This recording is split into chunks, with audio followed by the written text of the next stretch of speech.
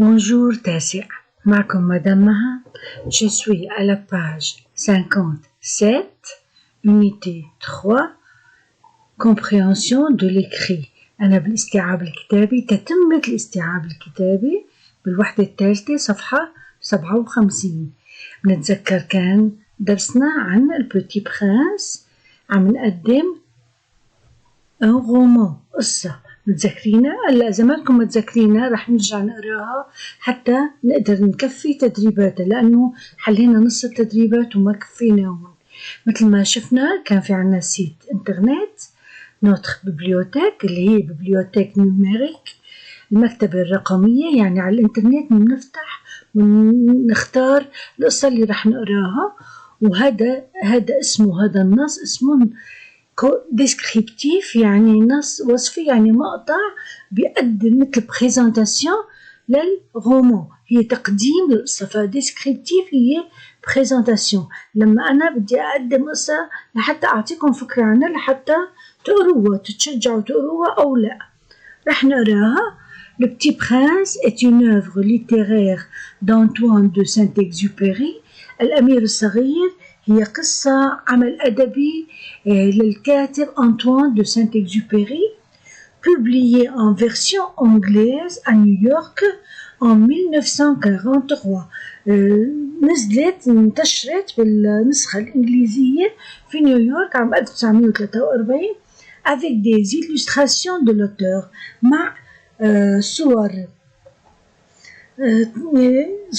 مع رسوم توضيحية رسم الكاتب، et aussi en version française، كمان بنسخة فرنسية à Paris، في باريس en 1945، في عام 1945.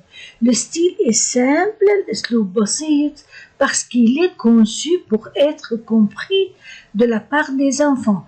ليش الأسلوب بسيط؟ لأنه تصممت القصة على أساس تنفهم من قبل الأطفال، تبقى هي بالأساسية قصة للأطفال. C'était le moyen préféré du narrateur، وهي الوسيلة المفضلة عند القاص. narrateur القاص يعني عم يقص علينا القصة. pour présenter une idée symbolique de la vie، لحتى يقدم لنا فكرة رمزية symbolique de la vie عن الحياة. chaque chapitre، في كل فصل، relate بيسرد لنا كل فصل، بيحكي لنا une rencontre du petit prince، لقاء للأمير الصغير avec des gens adultes، مع ناس بالغين كبار، pour chercher des réponses à ses questions sur la vie، لأنه كان بده إجابات على أسئلته حول الحياة. mais sans avoir des réponses، لكن لم يحصل على إجابات، الكبار ما عرفوا يعطوه الجواب. les dessins font partie du texte، والرسوم هي جزء من النص، et participe à cette simplicité du style، وشاركت في بساطة هذا الأسلوب. Le Petit Prince est le deuxième ouvrage، هو المؤلف الثاني le plus traduit au monde، اللي ترجم أكثر شيء في العالم إلى لغات مختلفة، parce qu'il a été traduit، لأنه ترجم en plus de 360 langues، لأكثر من 360 لغة. تتصوروا الرقم مش قد كبير. il était aussi l'objet، كمان كان هو يعني تم اقتباسه plusieurs adaptations، تم اقتباسه عدة مرات sur le grand écran، على الشاشة الكبيرة، puis à la télévision، وكمان على الشاشة الصغيرة اللي هي التلفزيون. نحن عملنا قرينا الفوكابولير وعملنا الفري وفو، وصلنا على الاكسرسيس سي بالباج 57. هلا رح نحلون. remplis le tableau suivant par les informations relevées du texte. استخرج، املأ الجدول التالي بالمعلومات المستخرجة. relevé يعني مستخرجة من النص. بدنا نعبي المعلومات هون فراغات. أنا لما بعبي هالمعلومات بكون عملت présentation للأوفر، تقديم للكتاب، عطيت الدوني برينسيبال، المعطيات الأساسية اللي هي quel est le titre، l'œuvre، شو هو القصة، المؤلف شو هو، l'œuvre. on revient l'œuvre C'est quoi l'œuvre? C'est Le Petit Prince. Le Petit Prince. C'est l'œuvre. Alors, œuvre.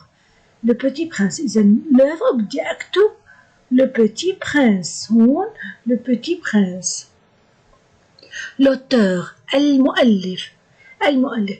Qui est l'auteur؟ مين هو المؤلف؟ نرجع كمان للقصة. بدنا نطلع وننزل كتير. Antoine. L'auteur Antoine de Saint-Exupéry. هذا اسمه. Antoine. إذا l'œuvre Le Petit Prince. L'auteur Antoine de Saint-Exupéry.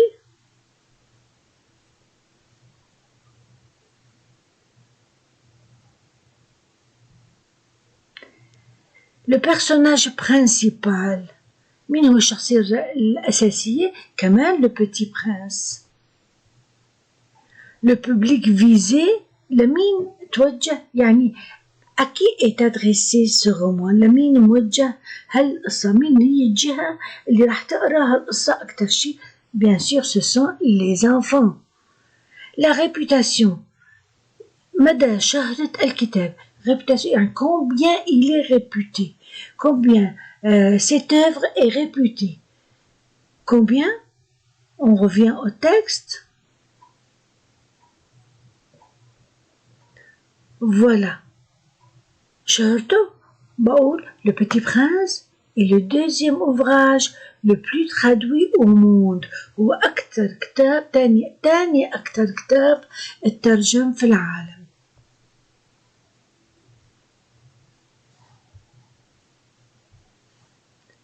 إذن l'œuvre Le Petit Prince. L'auteur Antoine de Saint-Exupéry. Le personnage principal Le Petit Prince. Le public visé les enfants. La réputation il est le deuxième ouvrage le plus traduit au monde. تاني أكثر كتاب اترجم في العالم. Passons à D. Réponds par vrai ou faux. جاوب بصح أم خطأ. Le but du texte est de présenter une œuvre. هدف هذا النص هو تقديم كتاب. Bien sûr, c'est vrai. لأنه قلنا une présentation أو descriptif. يا descriptif يعني مقطع نص مقطع وصفي لكتاب معين أو présentation. إذا هدفه هو تقديم. طبعا شو الهدف من الشيء اللي قريناه؟ هو يعطونا فكرة عن Le Petit Prince تشجعونا على قراءته. L'auteur a utilisé des dessins pour simplifier ses idées. الكاتب المؤلف a utilisé استخدم des dessins رسوما pour simplifier ses idées تيبسط أفكاره. Oui, c'est vrai. صح. قلنا لأنه قرينا أنه كل فصل يحتوي على رسوم. Le Petit Prince est une œuvre scientifique. scientifique يعني علمي. هل قصة الأمير الصغير هي مؤلف علمي؟ œuvre scientifique. نحن شو قرينا؟ Regardez, qu'est-ce qu'on a lu? Une œuvre littéraire. Ça veut dire que c'est faux. لا هذا مؤلف أدبي وليس علمي. Donc c'est faux. 3. Faux. 4. Ce roman est adapté dans plusieurs films. هل قصة؟ نعم اقتبس منها عدة أفلام. طبعا شفناها بعدة أفلام. Donc c'est vrai. عدة أفلام وعدة قصص. Ce roman est adapté dans plusieurs films.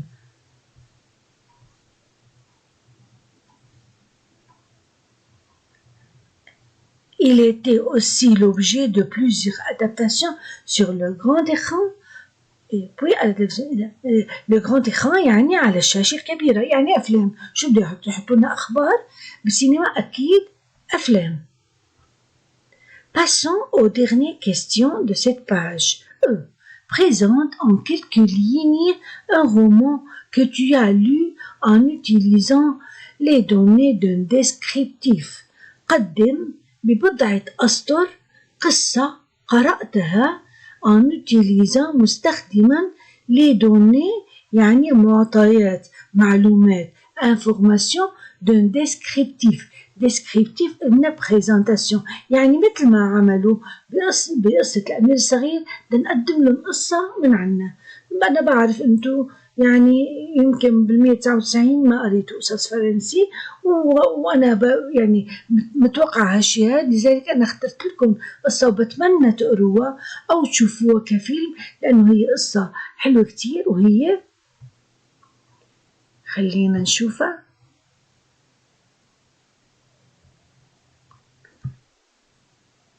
Voilà, les voyages de Gulliver.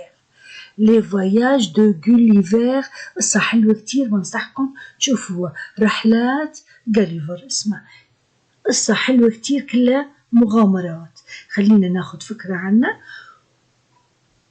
أنا كتبت فكرة عنها هون. أول شي لما بيقولوا لي لي دوني دون ديسكريبتيف خليكم فاكرين هالأرقام هي ست لحظة، هي رقم 7 هون. بس يقولوا لي عطي اعمل لي بريزنتاسيون أو دوني أو ديسكريبتيف، أنا لازم أحط هون 7 نقاط. أول شي لازم أذكر لو جانر دو لوفر، نوع المؤلف، هل هو أدبي، علمي، قصة، مسرحية، قصيدة، شو هو لو جانر، نوعه، هالكتاب نوعه كتاب شعر ولا قصة ولا شو. لو نون دو ليكريفان اسم الكاتب، لو تيتر دو لوفر عنوان الكتاب، لا دات دو بوبليكاسيون دو لوفر تاريخ نشر الكتاب، idée générale de l'œuvre فكرة عامة عن الكتاب. 6 le public visé لمين موجه هالكتاب، يعني à qui s'adresse cette œuvre، إلى من موجه هذا الكتاب. la réputation مدى شهرته. راح أقدم لكم إياه، طبعا هذا ما هو الجواب، أنا بس عم بعطيكم كفكرة إذا طلب مننا بريزنتاسيون أو قالوا نعملوا ديسكريبتيف. هذه الديسكريبسيون تبعتي. Les voyages de Gulliver est un roman d'aventure publié en version anglaise en 1727 et aussi en version française en 1735. L'auteur anglais Jonathan Swift compte 4 voyages extraordinaire de Lemuel Gulliver. Le premier conduit le héros au pays des Lilliputiens de petite taille, c'est-à-dire. Le deuxième à la cité des géants.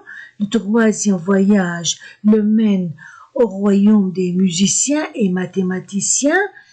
Le quatrième voyage, Gulliver découvre un pays gouverné par des chevaux intelligents.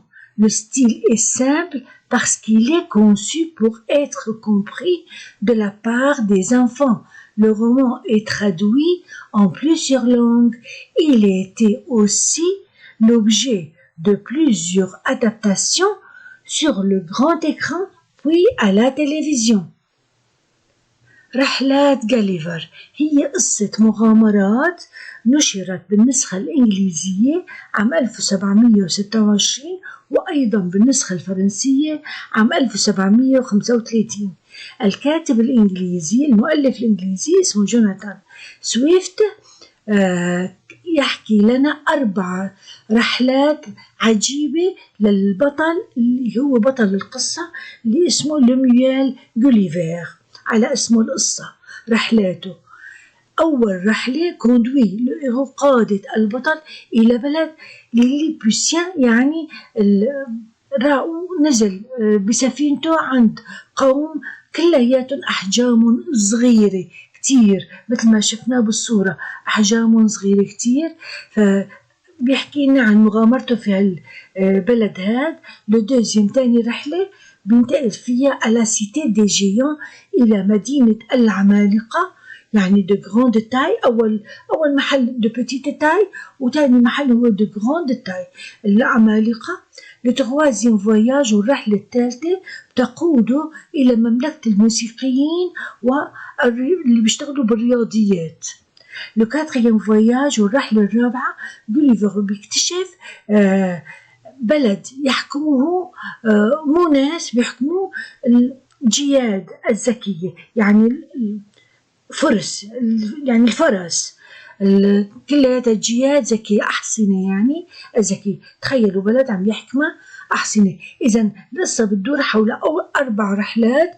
بلد فيه أحجام صغيرة وهو بصير عملاق بالنسبة لهم، وبلد بيروح على عمالقة هو قزم بالنسبة لهم، وبلد فيهم موسيقيين اللي بيحكموا وكلهم بيشتغلوا بالرياضيات، ما بدنا إياها هي.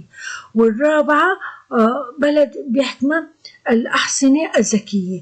الأسلوب سهل لأن القصة صممت لكي يفهمها الأطفال، والقصة ترجمت إلى عدة لغات، وهي أيضا أخذت يقتبس منها عدة اقتباسات sur le grand écran على الشاشة الكبيرة ثم على التلفزيون. أخذت أفكار من النص ذاته تبع بيتي برنس وحطيت كل العناصر. هلا نحن إذا بنطلع على كل العناصر بنلاقيها موجودة.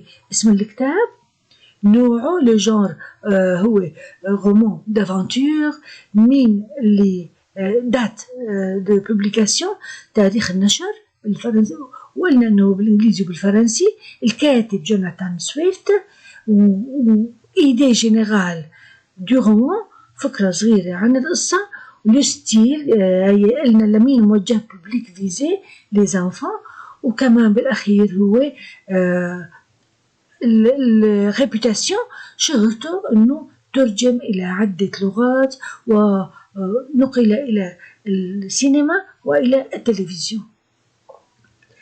شرط الدعاية هو هون هذا البوند أنوز، إذا بتضغطوا عليه بتطلع عندكم دعاية الفيلم بتشوفوها. راح أكيد هي طبعا هذا دعايتي أنا، بس هو هون هذا دعاية الفيلم مشان حتى تتحمسوا تشوفوه كفيلم. أنا شايفته وكتير كتير حلو تشوفوه كفيلم. نحبيته كرتون ونحبيته فيلم عادي، موجودين متوفرين على التلفزيون، بننزلهم على أهلنا بنزلوا لنا إياه على اليوتيوب نطلع عليه. ويا ريت يكون بالفرنسي، هو في نسختين، إذا بنشوفه بالفرنسي أنا الدعاية نزلتها بالفرنسي.